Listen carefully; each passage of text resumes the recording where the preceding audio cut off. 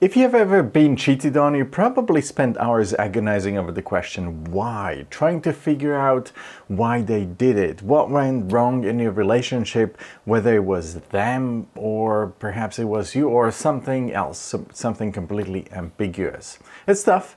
If you have ever been in this sort of situation, you probably flipped between blaming yourself and them, while feeling completely lost in the end. And I bet you never actually even came to any kind of satisfactory conclusion about the whole thing. Sometimes not knowing that uncertainty is worse than knowing the truth, or at least that's what most people think. And once they learn the truth, they often wish they never actually knew it in the first place, giving the saying ignorance is a bliss a bit more weight. That being said, the lack of knowledge, reason for things happening in your life is like a virus that will gnaw at your brain, just there in the back of your mind, bit by bit, every day, until you end up questioning everything that had happened in your relationship, which, at least in my opinion, teaches you nothing. There is literally nothing that you can carry forward into the future. Be it a lesson about yourself or human interactions, feelings, our actions and expectations.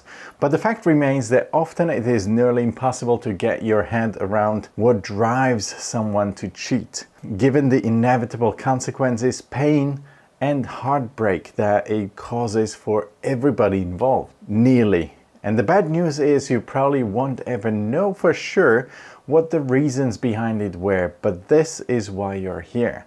So let me help you figure it out, and hopefully these will give you enough pointers that you will be able to think about your past, the relationship, the partner that you had, maybe now it's your ex, and arrive at a pretty accurate conclusion as to the reasons why it all happened. But before we proceed, one quick disclaimer. Whatever you learn today, use it as a lesson, because it's always good to reflect, at least briefly, on what might have led to the infidelity in a relationship, so that you can do your best to make sure that it doesn't happen to you in the future. But it is also important that you don't dwell on it for too long. You don't want to get stuck in the rut and with all the what ifs and what nots. It's just not a good place to be in. Alright, so let's get stuck in.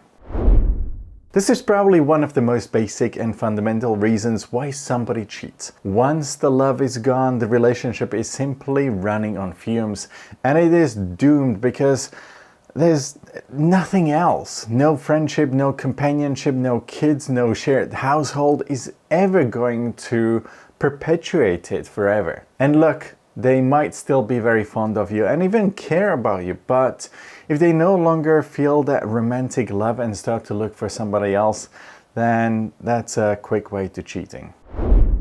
Now, this one is essentially the flip side of the previous point. What makes this point a bit more problematic, though, is that some people will think or say that such a person might not necessarily fall out of love with you, their existing partner, and they simply fall in love with someone else. But as my dad used to say, the devil is in the details. If they have been physically unfaithful, it may have been driven by lust or a variety of other factors. However, if the cause of their infidelity is because they fell in love with somebody else, they are no longer in love with you, at least not to the same degree. The bottom line is, if you're in love, truly in love, you may still find other people sexually attractive. The same goes for your partner, but they will not feel like they need it. They will be satisfied in all respects. Just like a person whose hunger has been satiated. No matter how many bakeries or restaurants they pass, they will not feel hungry. They may think that some things that they see are good, but they will not go and actually purchase them because they are satiated, they are satisfied. Sexual infidelity can be motivated by desire for sexual variety. Some people find it hard to explore their sexual desires in a monogamous relationship. Not because the sex sucks, but because they don't know how to fully express their sexual needs and wants to their partner, or simply not be sexually satisfied with just one partner and therefore are driven to look elsewhere. If somebody is unfaithful, it might be down to nothing more than boredom. They're bored in your relationship, looking for entertainment that they don't feel their partner can give them. Now, obviously, that is no excuse for cheating, but that does not mean that the cause is not partially imparted by the partner who is the victim of such cheating. We always stress that every relationship requires TLC. Without that effort, it's just slowly dying the same way a flame goes out if it's not fed more fuel. So if you're in a relationship and you want it to flourish and prevent any potential cheating, because every relationship is at risk of cheating at some point, you have to take care of it. Give it that TLC. Oh yes, this is another obvious one that most people don't really think about because they don't really do things that would spur their loved ones to straight up flush their love down the toilet and punish them with some elaborate case of revenge through infidelity. Nonetheless, it still happens, and quite a bit. After a long time in a monogamous relationship, some people's self-esteem can start to suffer. Now, this can be due to a variety of reasons, but in one way or another, they are looking for an ego boost. They want to feel like they are wanted by strangers, that they still got it, and get some if they try, since they no longer get the validation from their partners. You. Now, they may subjectively feel like you are no longer attracted to them, or at least not the way that you used to, which is most often due to the decline in intimacy, sex, and as such both partners bear some guilt. This is, for instance, the reason why we have the so-called midlife crisis. People in their 40s and 50s are usually in relationships that are, for the most part, all about repetition, routines coupled with daily stress, and only occasional respite and rare cases of intimacy. However, they still want to feel wanted, and since their partners no longer give it to them, they try and look for it elsewhere.